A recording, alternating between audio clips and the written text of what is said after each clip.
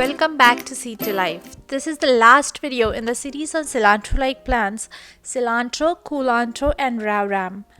Today we will see the last plant in this series, that is Rau Ram or Vietnamese coriander. It is an integral part of the Vietnamese, Singaporean and Malay cuisines. This intensely fragrant herb can be added to various stews, soups, salads and meat dishes to take several traditional dishes to the next level. It is part of a famous Laksa soup, a Malay soup dish, and hence commonly called as Laksa leaves. The plant is native to Southeast Asia and slowly becoming popular as researchers all over the world are exploring its possible health benefits and medicinal uses. Vietnamese coriander is traditionally used in Asian medicine to treat bacterial and fungal infections. Though not yet proven, the leaves are also believed to decrease libido, so Buddhist monks include it in their diet to maintain celibacy.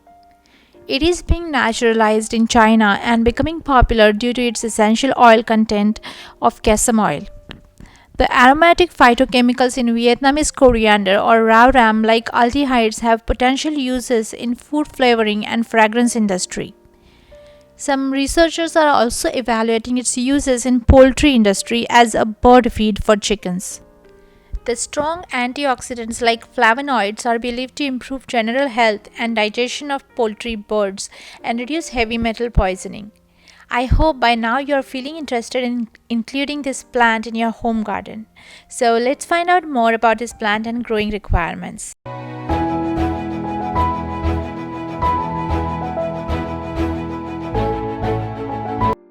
The botanical name of Vietnamese coriander is Persicaria odorata. In different countries, it is known by different names. Vietnamese coriander is a tropical or subtropical plant. It likes hot, humid temperatures. The plant is not drought and frost tolerant. It grows well in USDA zones 9 through 11 or regions with mild winters.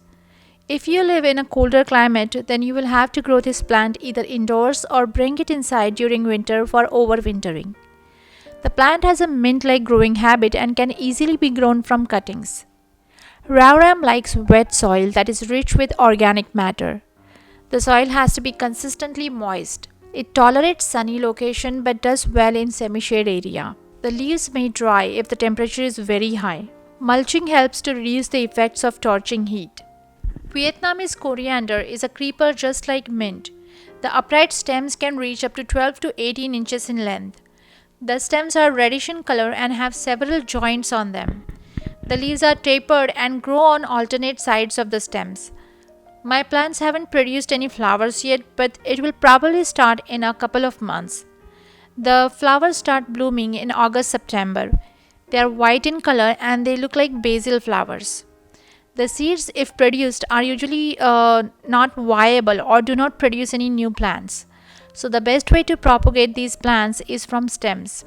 To root stems, you can insert a 4 to 6 inch stem cutting in water, and in about a week or two it starts growing roots. We are going to stop here now, and this was the last video in this series, cilantro, culantro and Rau Ram. If you haven't already, then feel free to check out the other videos. Thank you.